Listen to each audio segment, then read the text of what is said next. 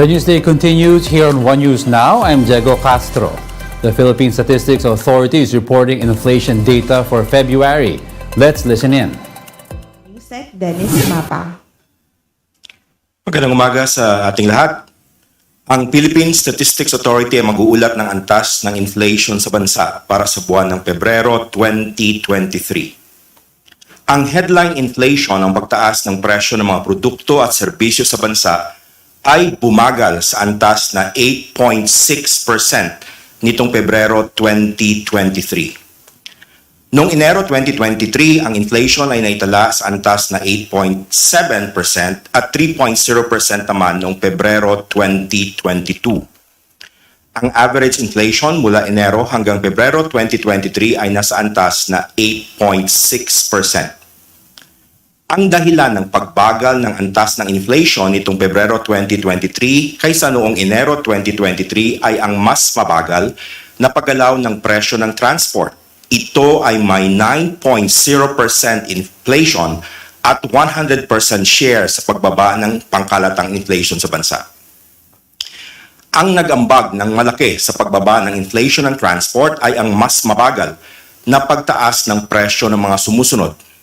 Gasoline na may 3.8% inflation mula sa 9.6% inflation noong Enero 2023. Diesel na may 14.2% inflation mula sa 30.5% inflation noong Enero 2023 at motorcycles na may 2.7% inflation mula sa 3.5% inflation noong Enero 2023. Pagdating naman sa overall inflation nitong Pebrero 2023, ang pangunahing nag-ambag ay ang food and non-alcoholic beverages na may 10.8% inflation at 47.5% share.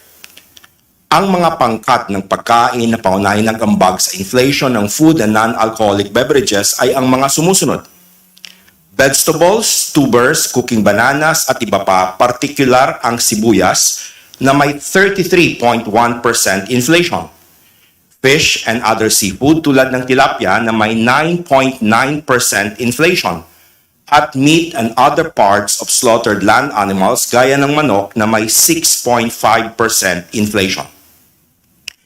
Ang pangalawang commodity group na may pinakamalaking ambag sa pangkalatang inflation nitong Pebrero 2023 ay ang housing, water, electricity, gas, and other fuels na may inflation na 8.6% at 21.4% share sa pangkalatang inflation. Ang mga pangunahing nag-ambag sa inflation ng housing, water, electricity, gas, and other fuels ay ang mga sumusunod: kuryente na may 19.5% inflation, renta sa bahay na may 5.1% inflation, at LPG na may 9.1% inflation.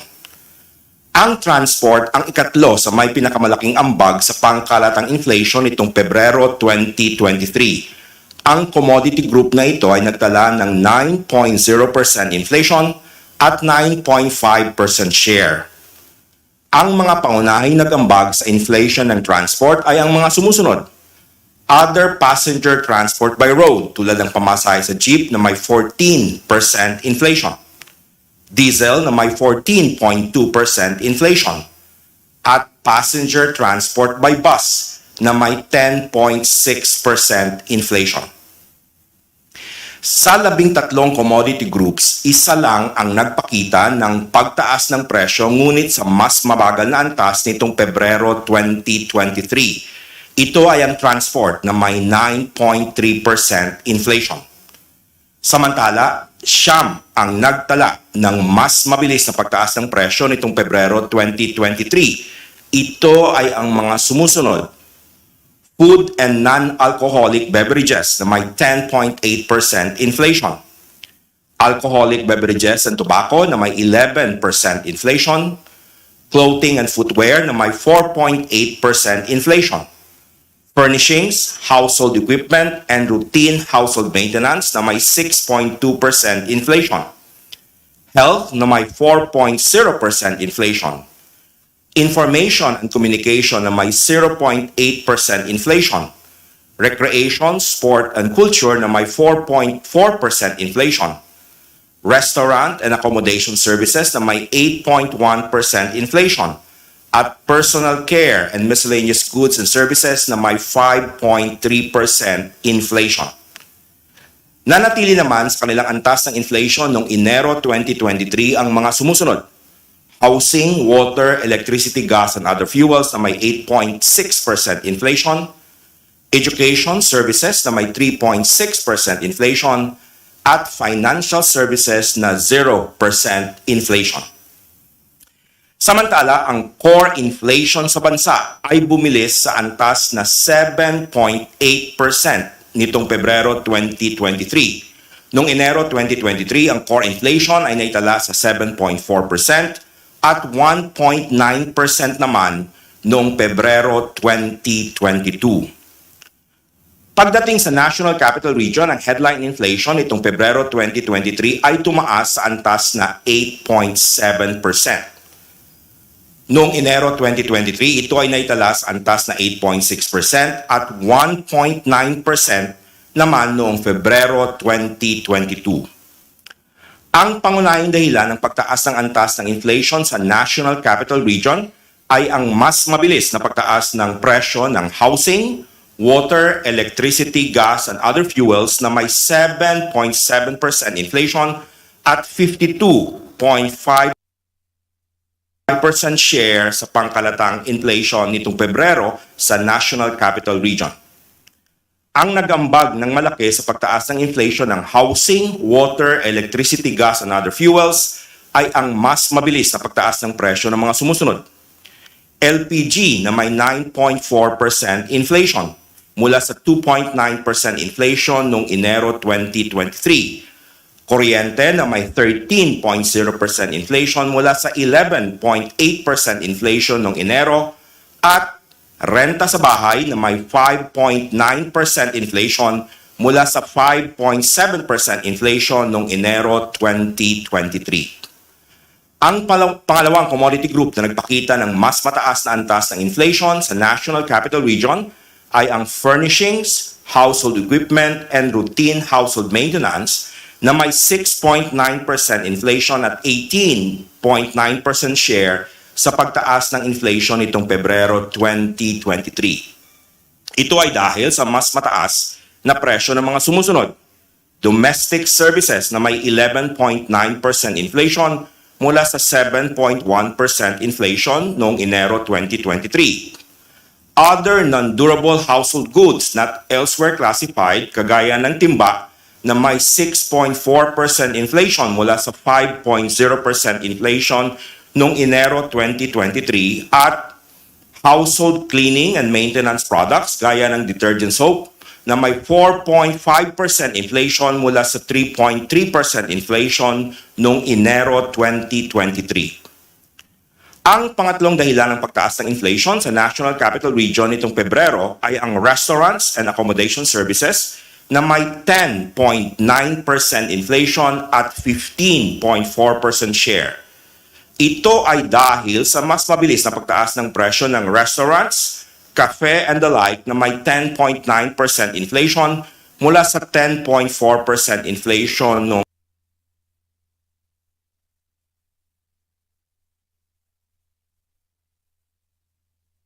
Enero 2023. Sa mga pangkat ng pagkain sa National Capital Region, nagpakita ng mas mabagal na pagtaas ng presyo nitong Pebrero ang mga sumusunod. Bigas na may 0.5% inflation. Mais na may 18.2% inflation. Meat and other parts of slaughtered land animals, tulad ng manok, na may 6.0% inflation. At vegetables, tubers, cooking bananas at iba pa, gaya ng kamatis na may 40.8% inflation.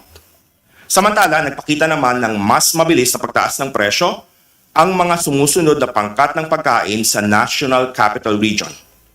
Flour, bread, and other bakery products, pasta products, and other cereals na may 13.0% inflation.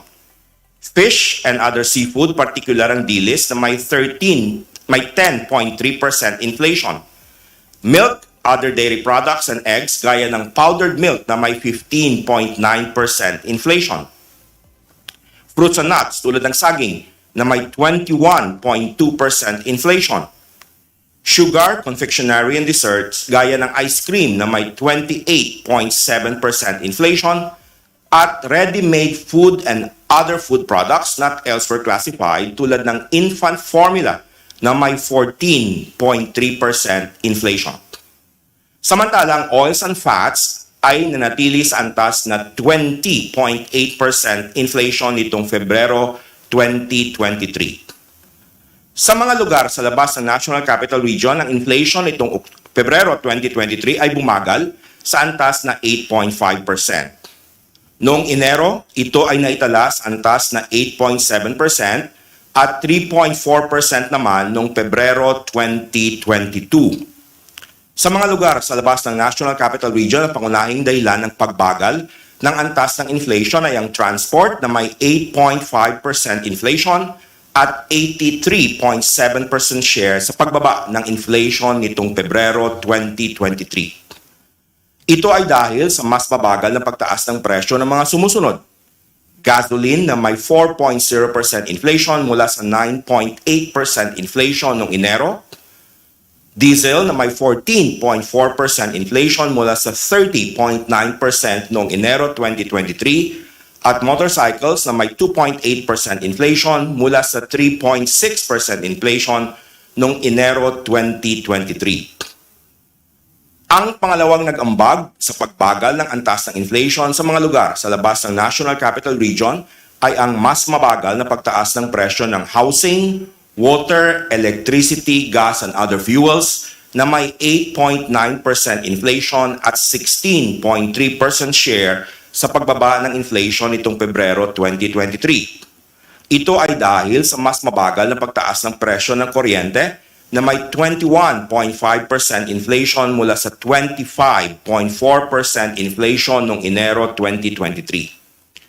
Sa mga pangkat ng pagkain sa lugar sa labas ng National Capital Region, nagpakita ng mas mabilis na pagtaas ng presyo ang mga sumusunod: flour, bread, and other bakery products, pasta products, and other cereals na may 11.4% inflation. Fish and other seafood gaya ng galunggong na may 9.9% inflation. Milk, other dairy products, and eggs gaya ng itlog na may 12.6% inflation. Fruits and nuts gaya ng saging na may 9.6% inflation. At ready-made food and other food products not elsewhere classified gaya ng infant formula na may 8.8% inflation. Samantala, nagpakita naman ng mas mabagal na pagtaas ng presyo ang mga sumusunod na pangkat ng pagkain sa mga lugar sa labas ng National Capital Region. Bigas na may 2.4% inflation. Mais na may 12.5% inflation. Meat and other parts of slaughtered land animals, particular ang baboy na may 6.6% inflation. You just heard the inflation report for February. Here's a quick recap. The consumer price index slightly eased to 8.6% in February from a 14-year high of 8.7% in January. Among 13 commodity groups tracked by the PSA, only the transport index drove the inflation down. Trend for the month that recorded a 9% inflation rate in February from 11.1% in January. Core inflation, however, rose to 7.8% in February from 7.4% in January. Inflation in NCR also saw an uptick to 8.7% from 8.6% in the month of January. We'll be back with more stories after the break. Keep it here on One News.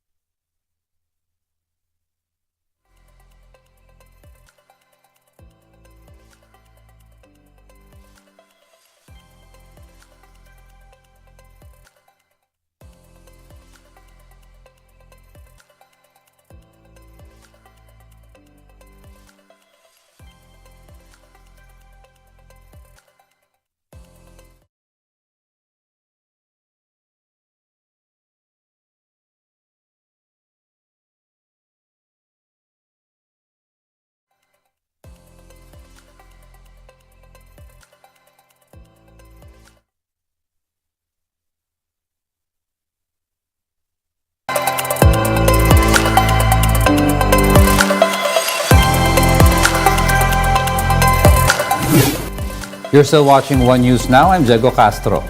The House of Representatives approved on third and final reading the resolution that calls for a constitutional convention to amend the 1987 Constitution.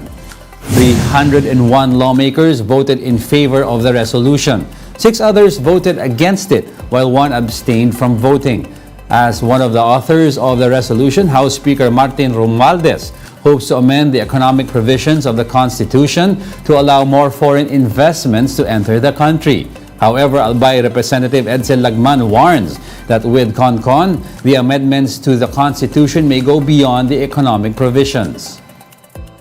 Even if the joint resolution enjoins CONCON to amend only the economic provisions, this has no legal binding effect. Verily, the CONCON can amend the political provisions, including extension of term limits or changing term limits, which could be the abortive agenda for calling a CONCON. 2 other lawmakers also opposed moves to hold CONCON, saying that constitutional amendments will not solve crises such as poverty and inflation.